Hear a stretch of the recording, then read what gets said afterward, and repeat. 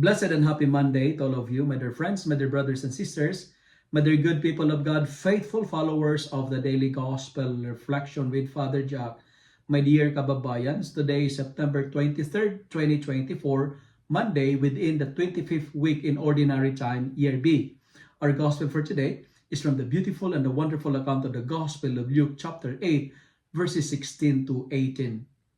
Our gospel for today speaks about the parable of a lamp under a jar.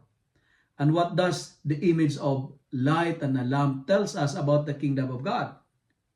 Jesus used the image of a lamp to describe how we should live in the light of His truth. We are invited, called and challenged to be light bearers so that those blinded by darkness may see and experience the heavenly reality of God's kingdom. Lamps are not covered. Lamps are displayed. They are meant to be displayed, right? And the Word of God is like a lamp because it is meant to illuminate. It is meant to provide light to lead people out of darkness. God's Word is light in every kind of darkness. And moreover, we are challenged to pay attention to how we listen. Let us carefully listen the Word of God so that we may be faithfully proclaim it. Because if we truly hear Jesus, if we truly hear or listen to His words, we can dispel and destroy the power of darkness. Take care how you listen, my dear friends.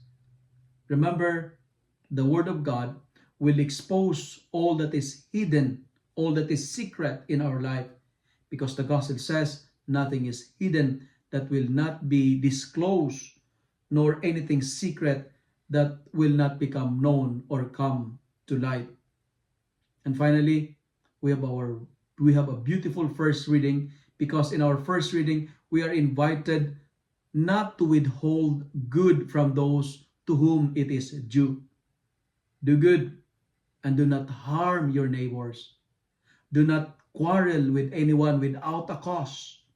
Do not be envious with those who are wicked people. And stay good, remain good, because God shows favor to the humble, and God blesses the abode of the righteous. When we do good, we shine like lamps. When we do good, we lighten the darkness of those who are experiencing sufferings and pains in their life, because goodness is the light that brightens our dark world. If you love and like this reflection, kindly share it with your friends, share it with your family, make the Word of God viral so that many will be blessed. Amen.